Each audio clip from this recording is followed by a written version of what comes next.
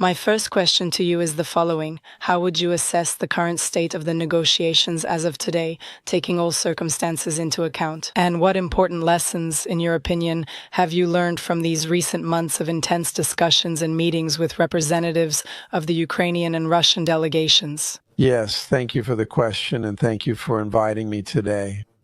I think we all need to take a step back and look at what's happening between Ukraine and Russia in a broader context.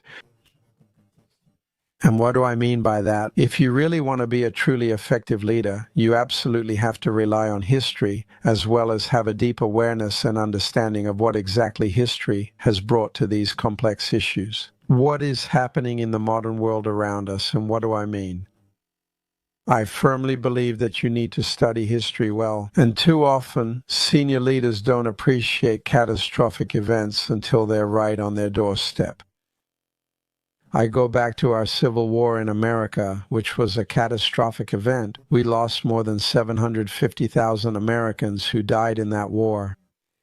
It divided our nation, and for many years we had to live with the consequences of what happened during the Civil War in America. Recently, I spoke with our former Speaker of the House, Newt Gingrich, who is a great expert on history.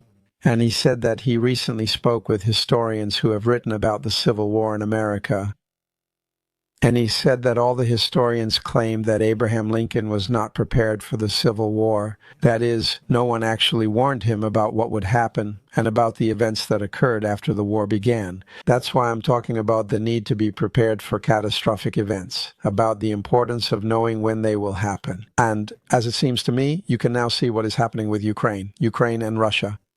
You are witnessing an event about which people should take a step back and ask, what are the long-term consequences of this for European, global, and international security? I'm not sure that we have realized this. Based on my experience and what I see, I try to make sure that the message being conveyed is truly of high quality. One of the things we keep missing is the message. What message are we sending not only to our friends and allies, but also to our adversaries? It should be a very, very consistent message of strength, unity, and the importance of what we are seeing today on the ground in Kyiv and in Ukraine itself. So I am, by nature, an optimist, and we've been working on this for several months now. And President Trump said, well, I'll finish this in 24 hours as soon as he takes office.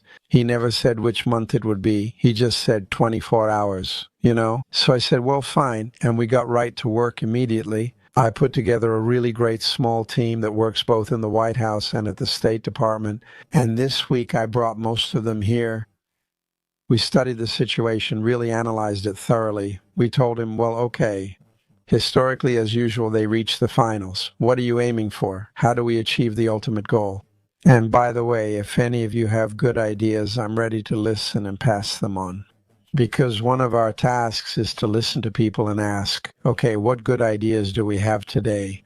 What do you think? How can we get out of this situation? And in your opinion, how can we stop this war? This war is terrible when you look at the losses and see what's happening in Kyiv.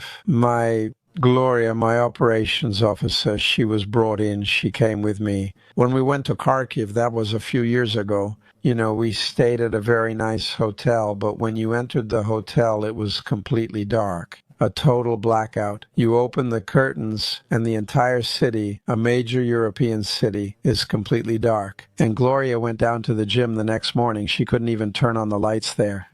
I asked, how are you there? So even the television when the power goes out, the television screen shrinks. And then you turn on the television and you only see half the screen. That's all you could see, but that was it, and just losses. This is one of the things that President Trump pays attention to. Currently, we see to be conservative. If you count the dead Russian and Ukrainian soldiers, we're talking about more than 1 and 2 million killed and wounded. I mean, these are numbers that this is killing on an industrial scale. The Soviets left Afghanistan after losing 18,000 people. We left Vietnam after losing 60,000. If a nation can endure such losses, I'm coming back to what happened with. Here's the comment I made to the president at the time. In England, there's a term, the lost generation, right? It appeared after World War I because of trench warfare and the number of British soldiers killed. They lost a whole generation of young men back then, and we don't want that to happen in Ukraine. So this is a generation that you see killed and wounded, and this devastation, it becomes a lost generation. And when I went last time, when I went to Ukraine, we always try to visit hospitals and talk to young men, and now also women who fought and whom we have lost. And it's always useful to hear their point of view. Well, and here's what I noticed here. May I? As a military officer, many of you in this room have served in the Army. You should never forget about morale, about what it means to be a soldier, a man or a woman fighting for your country. And I think, we are in the United States. And I had the opportunity to talk to the president, and I said, sir, we haven't had a single American president since Abraham Lincoln who had to do what President Zelensky is doing. President Zelensky is fighting a war for national survival on his own land, and that's exactly what Abraham Lincoln did. First, to fight on your own land for national survival and national sovereignty. And when you see this, you have to understand what challenges they are facing on the ground right now. Sometimes we don't realize this because we don't put ourselves in their shoes or see their perspective, and we don't think about how to get out of this situation, even though we tried very hard to do it. Over the past few months, we've been to Jeddah, Riyadh, Paris, London, Istanbul, and then Istanbul again to hold technical meetings. And we came to what is called a term sheet. A term sheet is basically a draft. This is what it looks like. We believe that this is your final result. We took the Ukrainian term sheet, then got the Russian term sheet, which they call a memorandum, and combined them, saying, how can we merge these two documents to reach the final result? And now we are quite confident that we understand what it should look like. We know what the final result can be, what it should be. And if we manage to reach that point, we believe it is achievable. Achievable in the sense that a peace agreement can be reached. And that's exactly what you really want to achieve. Could you elaborate a bit more on that final result you mentioned? What does it look like? Yes. Well, when we talk about this, about the terms of the agreement, we're talking about, I call it a comprehensive ceasefire. Comprehensive means in the air, on land, at sea, as well as regarding infrastructure. And as their Minister of Defense, Umarov, said, when I talked to him about this, he said, General, you've asked me this question many times, and I've given you the same answer many times. No shooting means no shooting. I said, all right, I understand. It's clear. When Umarov told me this, I responded, I understand what a ceasefire is, and we are striving for a comprehensive ceasefire, called a ceasefire in place. A ceasefire in place means that the land you are physically on is now your land. You occupy this territory, and that's fine. It simply means de jure, or de facto, by law, or just by the fact that you are physically on this land, and your soldiers are holding this territory.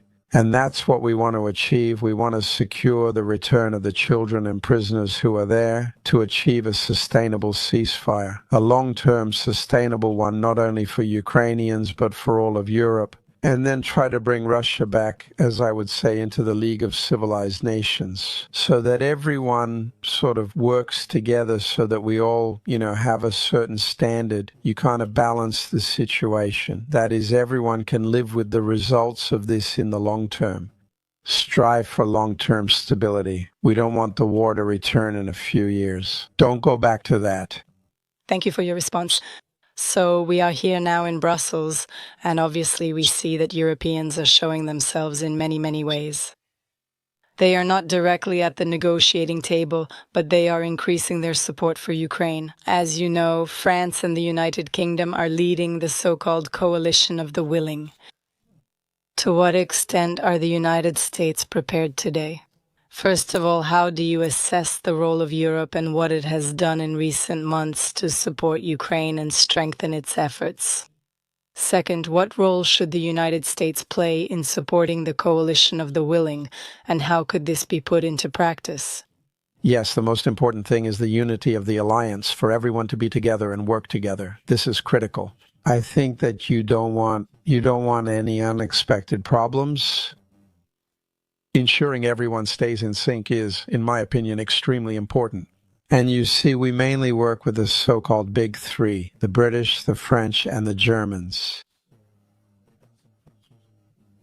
And in fact, recently Prime Minister Starmer visited the United States. President Macron also visited the United States. And I believe it's important when the alliance truly stands together. I think it sends a very clear signal to everyone, and that's important. It's important not just for Europe, but for the alliance itself. But I think it also sends a clear signal to President Putin that the alliance cannot be broken.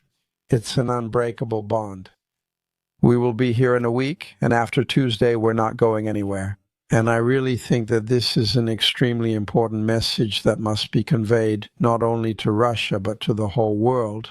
This is an alliance that has existed for a very long time and will remain united in the future. So there are only a few days left until the NATO summit in The Hague, and obviously Ukraine will be one of the key topics. And you just said that it's important to demonstrate unity, it's important to show strength, especially at this meeting, for the reasons you just mentioned. From the Trump administration's point of view, as well as your personal point of view, what would you consider a truly successful summit? What exactly do you want to achieve at this event? And then, looking beyond the summit itself, how do you see the future of United States involvement in European security issues? Great question. I think what you want to see is this. One of the concerns that the United States has raised about the alliance, and you've probably all noticed this, is the discussion about defense contributions, increasing them to 5% of gross domestic product. And this will be very, very important. If you remember the Wales Declaration, when everyone agreed and all the world leaders signed an agreement for more than 2%, this was set at 2.5% of gross domestic product with 20% for modernization, and everyone seemed to agree. When we first came 8 years ago in the first Trump administration, only about 3 countries were reaching that level of gross domestic product. And I think this should be important to make sure that everyone, so to speak. This clearly shows we will maintain military strength. And honestly, I'm sure that everyone in this room, if I said, raise your hand if you can quote Article 5 of the NATO Charter to me, I'm sure that everyone in this room could raise their hand. I'd even bet money on it. But how many of you can raise your hand and say, I know what Article 3 says? I used Article 3. I call it the funding article, which means that each country, individually and collectively, will provide for the defense of the alliance. I believe that once an agreement is reached, everyone should take responsibility for carrying it out. This sends a very clear signal to everyone, and I know that for President Trump, this has been one of the main issues from the very beginning. Being in an alliance means everyone is part of it and should act together. Therefore, it will be a success if we leave here with clearly defined commitments on defense contributions. But the second question is, where does everyone want to be regarding Ukraine? What does it mean? What does it look like for NATO and NATO members in terms of working with Ukraine and cooperation? Regarding Russia returning to a stable state, what will it look like? What will it lead to? What will come out of it? And I'm not sure we've reached that point yet. I suggest we continue the conversation by expanding the group of participants and inviting our other speakers to the stage. Thank you, General, for sharing your thoughts. Please stay with us so we can continue the conversation. Thank you all very much. Thank you.